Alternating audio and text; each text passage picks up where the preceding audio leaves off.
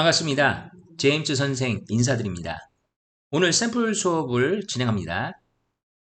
오늘 샘플 수업은요, 학생분들 중 문장 성분과 품사의 영어 표현을 통해 영어의 기본 형식인 5형식이죠. 5 sentences를 원어민들이 어떻게 이해하는지 좀 더 설명해 달라는 요청이 있어서 짧게 동영상 수업을 진행할까 합니다. 사실은 기존의 문장 구조와 동사 성질 그 파트에서요. 저의 동영상 사이트에 있는 이 파트에서 자세한 내용을 설명하는 동영상 수업이 있습니다. 한번 좀 확인을 해볼까요? 어디에 있는지요? 네, 근본인 영어 Fundamental English 지금 저의 그 유튜브 페이지에 들어와 있고요. 여기 보시면 문장 구조와 동사 성질 5 sentence types가 보이시죠? 여기에 문장 구조와 동사 성질 1번, 품사와 문장 성분의 이해에 해당되는 부분과 하나 더 2번 문장 구조와 동사 성질 이 1, 2번 요 두 개, 1번과 2번 두 가지를 보시면 상당히 자세히 설명을 해놨으니까요. 문장 형식, 품사, 문장 성분 이런 것들에 관한 내용들이 좀 더 궁금하시면 자세히 확인하시면 될 것 같습니다. 오늘은 여러분들께서 용어와 관계해서 궁금하신 분들을 궁금하신 부분이 있어가지고 그 부분을 좀 더 수업을 해달라고 했기 때문에 해당되는 용어에 좀 집중을 해서 수업을 빠르게 좀 진행하겠습니다. 오늘도 즐거운 시간 되시길 바랍니다. 예, 수업 본격적으로 시작해 볼까요? 문장의 구조와 품사, sentence structure, 영어로 문장 구조죠. 다음에 품사, word class라는 표현을 씁니다. 영어 명칭을 통한 문장 구조 이해, 방금 말씀드린 대로 영어 명칭을 통해서 문장 구조, 원어민들이 어떻게 단어들을 배열하는지에 포인트를 맞추는 수업을 진행합니다. 문장 구조를 영어 명칭과 함께 이해를 할게요. 일단 기본적으로 문장 구조 이해를 위해 알아야 할 가장 최소 품사를 말씀드릴게요. 우리가 일반적으로 품사가 팔품사 또는 구품사라고 문법책이나 문법학자분들이 이렇게 말씀하시는데요. 일단 문장을 이해하는 데 있어서 가장 최소로 기본 골격으로 알아야 될 품사는 다음과 같이 네 가지입니다. 명사, 영어 표현이 noun이죠. 대명사, pronoun. 명사하고 대명사는 기본적으로 둘 다 똑같은 명칭, 지칭을 나타내는 표현이에요. 구체적 설명은 좀 이따 하겠습니다. 동사, verb죠. 예, 영어 표현 좀 기억해 주시고요. 형용사, adjective입니다. 제가 뭔가 좀 추가적인 설명을 하기 위해서 영어의 단어는 좀 합성어, 이렇게 뭔가 조각조각의 단어들을 합치고 붙였다 떨어뜨렸다 하면서 만들기 때문에요. 끊어놓고 ad라는 이 접두와 prefix죠. eject라는 어근, 루트를 일단 이렇게 구분을 해놨고요. 부사 adverb입니다. 마찬가지로 adverb로 일단 이렇게 구분이 됐습니다. full name은 형용사는 adjective, 부사는 adverb입니다. 하나씩 확인을 해볼까요? 일단 형용사부터요. ad가 더하다는 의미를 갖고 있는 접두어입니다. 그 다음에 eject라는 단어는 이제 던지다인데요. 요거를 제가 메인 수업에서 설명할 때 이 adjective는 문장의 두 개의 주 구성 성분이죠. 예, 컴포넌트요. 이 구성 성분 두 개에 eject라는 단어가 있는 게 있어요. 그 두 가지가 바로 subject, 바로 주어죠. 주어인 subject와 목적어인 object가 있습니다. object. 요 두 가지의 eject라는 이렇게 어근이 들어있죠. 그래서 이 형용사는 이 eject라는 단어의 의미를 더하다라는 개념으로 원어민들이 이 단어를 이렇게 형성했다고 보시면 될 것 같고요. eject가 던지다기 때문에 이 주어나 이 목적어 쪽으로 자기 의미를 던진다라고 이해를 하셔도 됩니다. 그래서 형용사는 바로 subject와 object를 설명하기 위해서 주된 역할로 만들어진 단어다. 문장에서 그 역할을 하기 위해서 만들어진 단어다라고 이해하시면 가장 좋겠습니다. 일단 형용사 영어 설명 있고요. 네, 부사. 부사도 마찬가지로 add, 더하다는 단어와 verb가 동사죠. 동사의 의미를 더하는 겁니다. 그러니까 adverb는 말 그대로 동사의 의미를 설명하기 위해서 사용되는 가장 대표적인 품사이고요. 여기서 중요한 건 adverb 부사는요. 수식어구입니다. 수식어구요. 문장 성분이 아닙니다. 예, 수식어구란 말이 뭔지 추가 설명이 있을 거니까요. 이렇게 설명하고 넘어가겠습니다. 자, 그럼 지금부터 명사, 대명사부터 개념을 들어가 볼까요? 명사는요, 말 그대로 어떤 사물, 개념, 그러니까 사고나 사상의 이름과 명칭이죠. 이 이름과 명칭이고요. 이 세상에서 사용하는 모든 언어, 한국어, 뭐 영어, 중국어, 뭐 그다음에 그 외에 다른 나라들, 뭐 프랑스어라든지 이런 모든 영어는요, 인간이 서로 간의 대화 그리고 어떤 의견의 전달을 위해서는 기본적인 사물이나 개념의 명칭을 이용해서 서로 간의 이해가 통해야 되기 때문에 가장 많이 사용하는 언어 중에서 가장 많이 사용하는 품사가 명사라고 이해하시면 될 것 같습니다. 영어 문장에서 가장 많은 곳에 위치해서 의미를 전달한다고 보시면 되겠습니다. 가장 많은 곳에 위치합니다. 실적으로 단어 중에서 가장 많은 종류가 또 명사라고 보시면 될 것 같고요. 두 번째 동사 verb는요. 동작이나 그쵸? 동작이나 상태를 나타내는 말로요. 유일하게 자, 요 내용 잘 보세요. 품사 명칭과 문장 성분 명칭이 같습니다. 그러니까 이 말은 말 그대로 이 품사에도 동사란 용어가 있고요. 문장 성분에도 sentence component에도 동사란 용어로 그대로 똑같습니다. 그럼 도대체 지구에 유일하다는 말씀을 제가 드리냐면 이 동사랑 명칭만 품사와 문장 성분에 같이 쓰이고요. 나머지는 그 어떤 것도 공유되는 명칭이 없어요. 그러니까 왜 그런 걸까요? 동사는 왜 품사에도 같이 쓰이고 품사에도 존재하고 그 다음에 문장 성분에도 같이 존재하는 명칭을 쓸까요? 바로 이거죠. 하나만으로 동사는요. 그 자체만으로 그 어떤 다른 품사나 문장 성분과는 틀리게 그게 바로 하나의 문장이 됩니다. 다시 얘기해서 문장 형성에 있어서 가장 핵심이죠. 문장의 가장 핵심이 되는 품사와 문장 성분은 바로 동사라는 얘기입니다.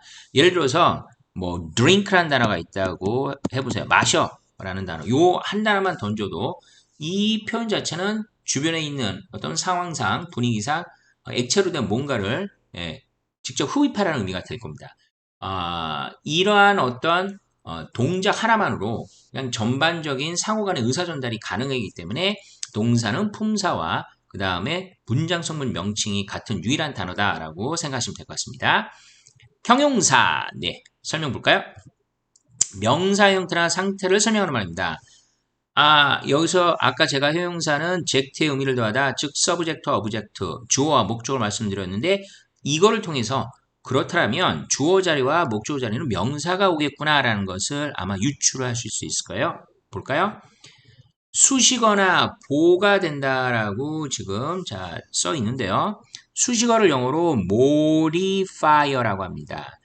다시 해서 형용사는요. 직접 어떤 특정 단어를 한정한다는 얘기예요. 더 구체적 설명을 하겠습니다. 여기서 제가 말씀드리는 그 특정 단어는 바로 명사죠. 명사를 직접 한정하거나 보호, 영어로 complement라고 하는데요. 뭔가를 보완해주고 보충해준다는 의미가 됩니다. 요것들은 다 문장 성분에 들어가는 표현이기 때문에 거기서 다시 한번 설명하겠습니다. 부사가 바로 갑니다. 동작이나 형태를 구체화시키는 말. 당연하죠. 왜? 부사, verb란 동사와 aid라는 단어가 합쳐져서 동사 의미를 더하다니까 부사는 당연히 주로 동사와 관계를 맺습니다. 하지만 부사는 훨씬 더 폭넓게 사용되는데요. 수식어. 부사 아까 제가 말씀드렸죠. 수식어라고 했고요. 명사를 제외한 대부분의 품사를 수식합니다. 그래서 영어의 수식어는 크게 두 개, 형용사와 부사가 존재하고요. 형용사가 명사랑 관계를 맺는다면 형용사는 뭐랑 관계를 맺어요? 형용사가 명사와 관계를 맺는다면 부사는 명사 제한 나머지 대부분의 것과 관계 맺는다. 자, 이렇게 이해를 하시면 이 형용사 부사가 수식어로서의 역할을 제대로 여러분들께서 파악하신 거라고 보시면 될 것 같습니다. 자, 이렇게 품사, 최소 품사를 봤고요. 자, 그렇다면 문장 구성 요소는 어떻게 영어 표현이 나와 있고 우리가 이해할 수 있는지 영어 표현을 통해서 한번 이해를 해볼까요? 문장 구조를 이해를 위해 반드시 알아야 할 문장 성분이죠. sentence component입니다. component라는 단어가 구성 요소, 성분이라는 의미입니다. 다음과 같이 문장 성분 명칭 주어 subject 네 일단 sub라는 단어와 ject를 제가 좀 끊어놨고요. 동사 verb입니다. 말씀드렸죠? 품사와 문장 성분 이름이 유일하게 똑같다. 목적어 object입니다. ob에서 끊어놨고요. 보어 complement죠. com과 plement에서 PL이 계속 구분해놨습니다. 하나씩 개념을 보겠습니다. subject 네 subject의 sub는 여러분들이 잘 알고 계시는 것처럼 언더 아래쪽입니다. 요 아래 의미하다 의미에서 실질적으로 여러분들께서 제가 오늘은 뭔가 좀 샘플 수업을 빨리 진행하기 위해서 사전에서의 의미를 제가 말씀드리겠지만 굳이 화면을 직접 띄워서 중세 언어죠. 예, 미든 잉글리시 딕셔너리나 캠브리지 딕셔너리를 직접 보지는 않고요. 그냥 설명만 좀 드릴게요. 기회 되신다면 여러분들께서 좀 직접 확인해 보시고요. 중세언어에서 서브젝트는 주로 무슨 의미로 많이 쓰이냐? 종속된, 종속, 어딘가에 속하는 거죠. 그 다음에 순종하는 어떤 사람이나 하인, 그런 어떤 의미로 많이 쓰입니다. 그럼 여기서 문장에서 이제 서브젝트는요, 말 그대로 문장 안에 자, 있으면서 여기서 아래라는 얘기는 근간, 기본을 이룬다고 생각하시면 돼요. 예, 문장의 기본을 형성하면서 출발하는 그런 첫 번째 단어다라는 의미에서 이제 주어가 이제 subject의 의미로 지금 원어민들이 사용한다고 생각하시면 될 것 같습니다. 목적어를 보겠습니다. 목적어의 OB가요. against, 반대, 정하다 의미인데요. 이 단어도 보시면 아까 eject라는 단어, throw, 던지다는 단어의 의미라고 얘기했고요. 반대쪽으로 던져진다 의미. 다시 해서 이 말은 젝트라는 단어와 반대하다라고 생각하시면 됩니다. 젝트와 반대되는 그런 입장에 놓여 있다라고 생각하시면 되는데요. 여기서 젝트는 바로 서브젝트겠죠.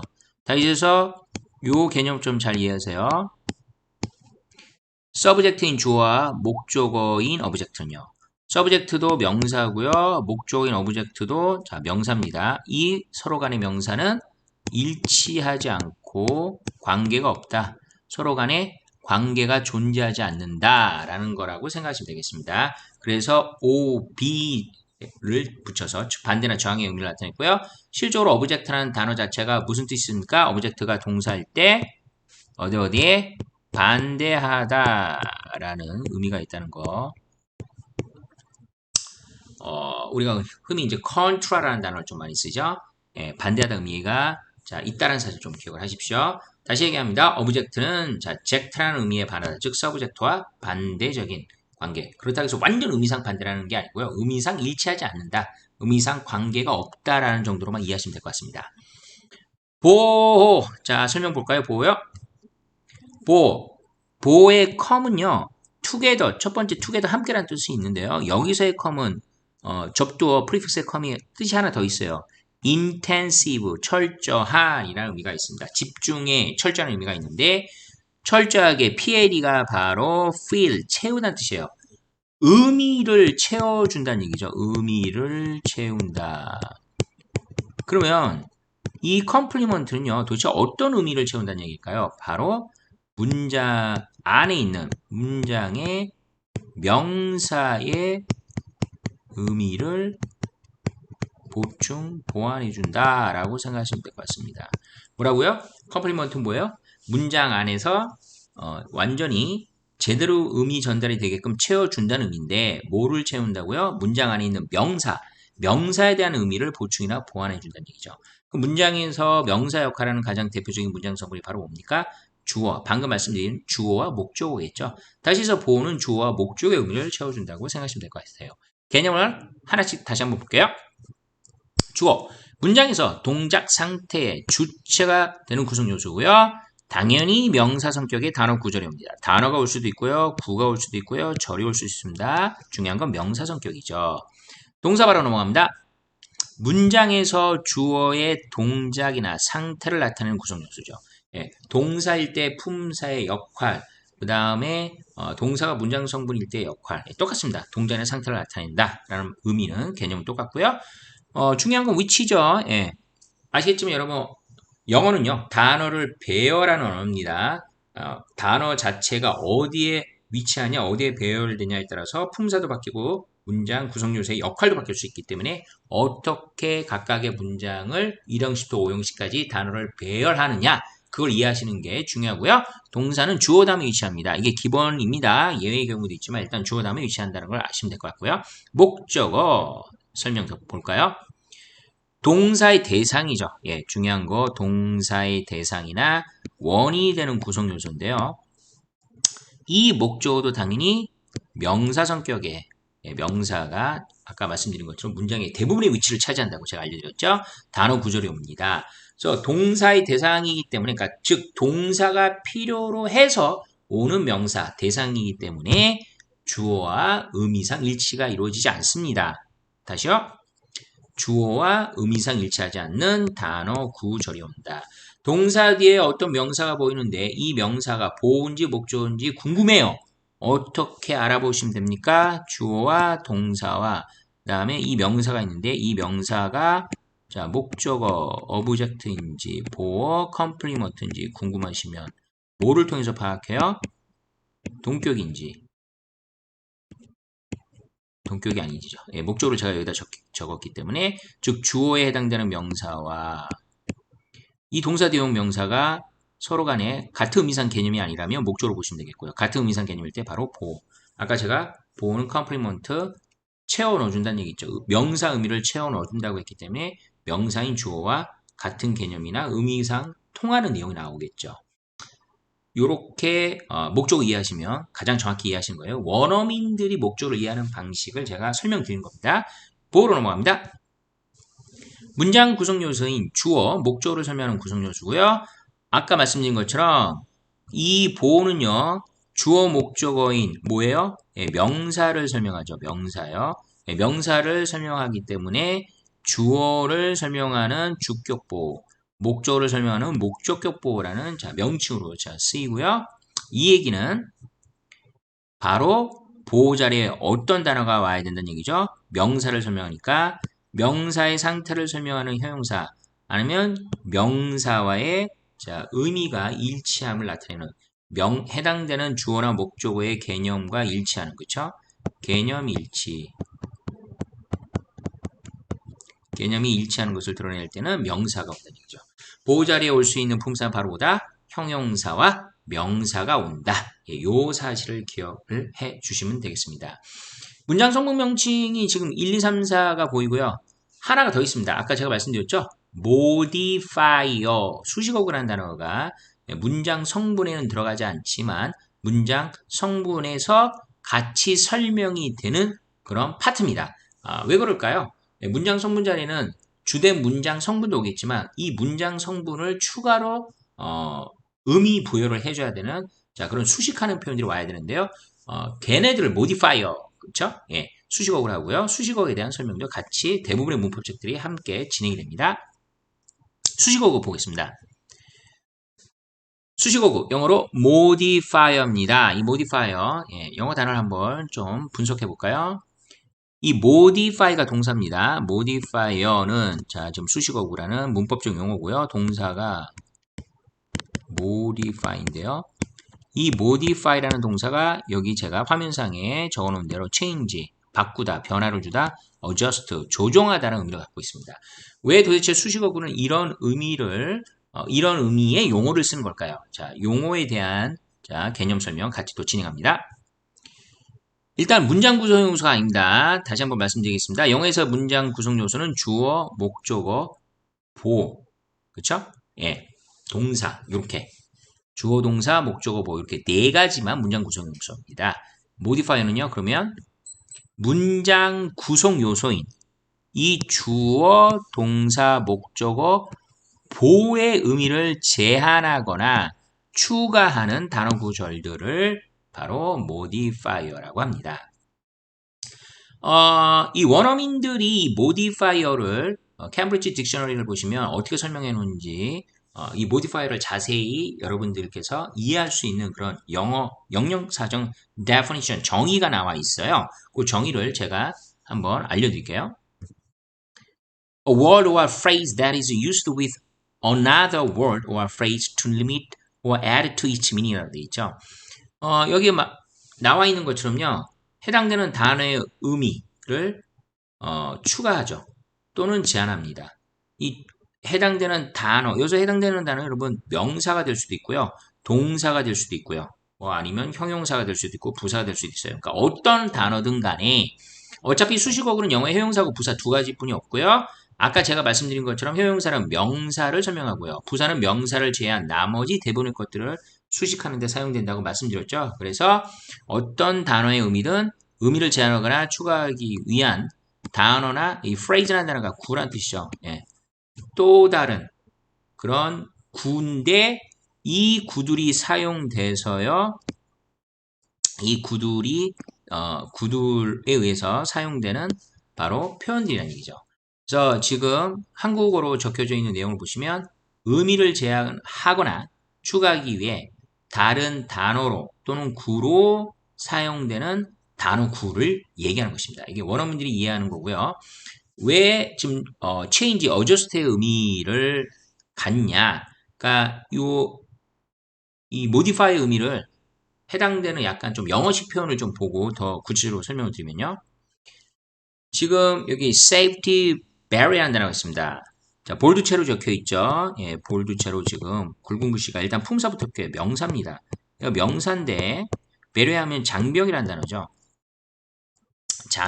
장애물 이런 뜻인데요. 여기 이 safety라는 단어가 그냥 배리어만 있으면 그냥 장벽인데 이 장벽이 무슨 역할을 하거나 하든지 아니면 어떤 상태인지를 몰라요. 그런데 safety라는 이 표현 여기서는 지금 명사를 설명하기 때문에 이제 형용사 됩니다. 형용사인 modifier인데요. 요 배리어를 자 의미상 추가 또는 한정을 해주죠. 그러니까 그냥 장벽이나 벽이 아니라 안전함의 기능을 제공하는 어떤 안전장치라고 보시면 되겠죠. 자, 이런 식으로 해당되는 그 단어에 대한 의미를 추가하거나 제한하는데 사용되는 그런 단어. 즉 변화를 주죠. 그냥 배리어가 아니라 이 배리어가 단순히 벽의 역할이 아닌 안정성과 관계된 역할을 한다라는 의미의 변화를 주거나 의미의 조종을 가하죠. 그래서 수식어구 modifier라고 합니다. 해당되는 단어의 의미상 변화나 조종을 준다고 했어요. 밑에 예문 한번 볼게요. The little girl ran quickly죠. 여기 girl이라는 명사가 있고요. 이게 메인 단어입니다. 그 다음에 run 동사가 있네요. 품사와 그 다음에 문장 구성 요소 이름이 유일하게 똑같은. 그럼 이 girl은요. 그냥 여자가 아니라 작은 여자하고 little이라는 형용사에 의해서 또 한정을 받습니다. 형용사죠. 그 다음에 이 작은 여자가 달리는데 그냥 달리는 게 아니라 달리는 정도가 어느 정도 되는지 그쵸? 이 여자의 달리는 어떤 그 속도 그것을 설명하는 quickly라는 부사어죠. 이 부사가 동사를 이렇게 꾸며줍니다. 부사는 adverb라고 씁니다. 당연히 동사 수식이 가장 메인 역할이고요.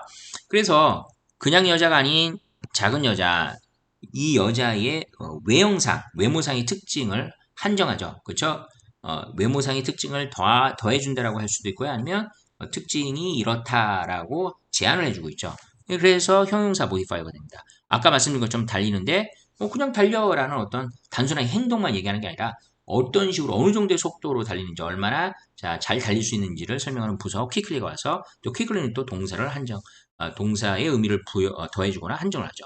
이런 걸 바로 해당되는 원래 단어의 의미상 변화를 주거나 원래 단어의 의미를 변화주거나 조종을 해준다. 의미상 변화나 조종을 해준다 해서 이 little과 quickly라는 이 형용사 부사는 modifier라는 영역에 들어가고 문장 구성용 요소는 아니지만 문장 안에서 해당되는 문장 구성 요소들에 대해서 추가적인 설명하고 있죠.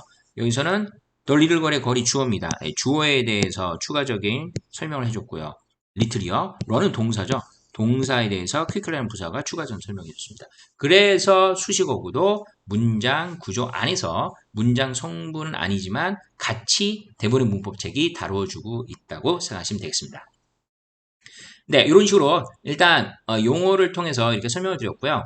한 번 더 샘플 수업할 건데 그때는 이 용어의 정리가 된 상황에서 직접적으로 지문들을 분석을 하고 해당되는 지문의 품사와 그리고 문장 성분을 이용해서 문장 구조가 단어들이 왜 이렇게 배열됐는지를 설명하는 그런 지문을 통한 그런 또 설명 시간 한 번 더 갖도록 하겠습니다. 네, 좀 짧은 시간일 수 있겠지만 용어가 이러한 원어민들이 사용하는 이 품사와 문장 성분의 용어가 여러분들이 문장 구조를 이해하는 데 도움이 되는 시간이 됐을 거라 믿습니다. 감사합니다. 여러분의 구독과 좋아요는 제가 영상을 만드는데 많은 도움이 됩니다. 오늘은 여기까지입니다. 다음 시간에 뵙도록 하겠습니다. 바이!